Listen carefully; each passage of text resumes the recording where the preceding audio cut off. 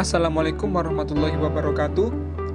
Ada pepatah mengatakan, tak kenal maka tak bisa sebut nama. Nama saya Almas Al-Musawifu. Saya akan sedikit menjelaskan tentang pendekatan dan model-model pengembangan kurikulum.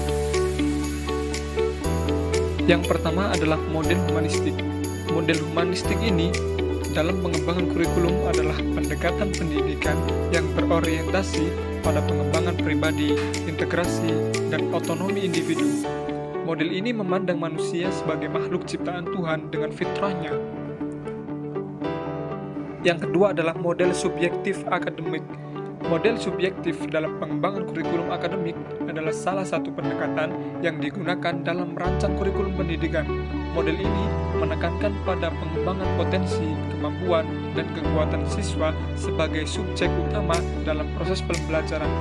Terdapat 3 pendekatan dalam perkembangan kurikulum subjek akademis. Yang pertama adalah pendekatan struktur pengetahuan, yakni murid-murid belajar bagaimana memperoleh dan menguji fakta-fakta, bukan hanya sekedar mengingat-ingatnya saja. Kemudian yang kedua, kajian yang bersifat integratif, yakni pendekatan ini merupakan respon terhadap perkembangan masyarakat yang menuntut model-model pengetahuan yang lebih komprehensif atau terpadu. Yang ketiga, pendekatan ekspositori dan inquiry, metode yang paling banyak digunakan dalam kurikulum dalam pendekatan subjek akademik adalah metode ekspositori atau inquiry. Yang ketiga adalah model rekonstruksi sosial. Model rekonstruksi sosial dalam pengembangan kurikulum adalah pendekatan yang memusatkan perhatian pada masalah yang dihadapi oleh peserta didik dalam lingkungan masyarakat. Model ini tidak hanya menekankan isu atau konten pembelajaran, tetapi juga mengutamakan proses pendidikan dan pengalaman belajar. Ada beberapa karakteristik dalam model rekonstruksi sosial, yaitu memfokuskan pada permasalahan yang dihadapi peserta didik dalam kehidupan sehari-hari, mengutamakan proses pendidikan dan pengalaman belajar, berfokus pada siswa dan memiliki tujuan untuk memahami dan menangani isu-isu atau masalah-masalah sosial yang terjadi di masyarakat, kemudian mendorong interaksi, kerjasama, dan integrasi antara siswa, guru, lingkungan, dan sumber-sumber lainnya dalam pembelajaran tersebut. Yang keempat adalah model teknologi. Model teknologi dalam pengembangan mengacu pada penggunaan teknologi pendidikan untuk meningkatkan efisiensi, efektivitas, dan relevansi pembelajaran.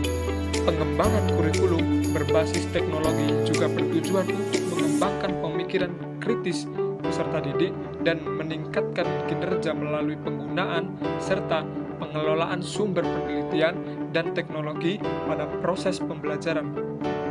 Dalam konteks kurikulum merdeka, teknologi juga berperan dalam transformasi pembelajaran dengan memberikan ruang hidup bagi satuan pendidikan dalam mewujudkan kurikulum operasional yang kontekstual, sehingga pembelajaran yang diterapkan sesuai dengan kebutuhan belajar peserta didik. Teknologi dapat mendorong sekolah, guru, dan orang tua untuk menciptakan lingkungan belajar yang lebih mandiri, inovatif, dan kreatif. Selanjutnya adalah model pendidikan gerak. Model pendidikan gerak adalah pendekatan dan pengembangan kurikulum yang menekankan pentingnya aktivitas fisik dan gerakan dalam proses pembelajaran. Model ini mengintegrasikan pembelajaran akademik dengan aktivitas fisik, olahraga, dan seni gerak untuk meningkatkan keterampilan motorik, kesehatan, dan kesejahteraan siswa.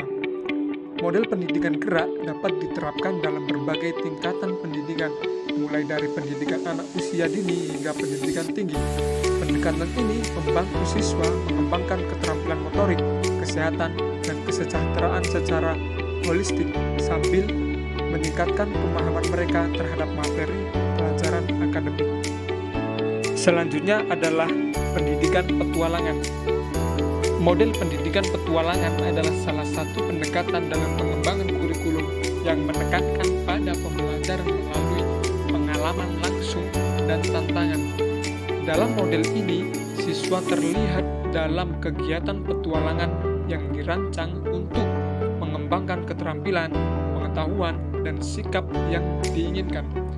Model pendidikan petualangan dapat terlibat dalam berbagai mata pelajaran dan tingkatan pendidikan. Dalam kurikulum pengembangan, model ini dapat digunakan untuk merancang kegiatan pembelajaran yang menarik, menantang, dan bermakna bagi siswa. Pembelajaran petualangan dapat membantu siswa mengembangkan keterampilan kritis, kreativitas, kerjasama, dan kepemimpinan sambil meningkatkan motivasi dan minat mereka dalam belajar. Yang terakhir adalah pendidikan kebugaran. Model pendidikan kebugaran adalah pengembangan kurikulum yang tekanan pada pembelajaran tentang kebugaran fisik dan aktivitas-aktivitas yang berkontribusi pada kesehatan. Dalam model ini, siswa belajar tentang hubungan antara aktivitas fisik dan kesehatan, keterampilan fisik yang menyehatkan, dan komitmen terhadap kebugaran jasmani. Terima kasih, mungkin itu saja yang bisa saya sampaikan. Kurang lebihnya saya mohon maaf yang sebesar-besarnya. Assalamualaikum warahmatullahi wabarakatuh.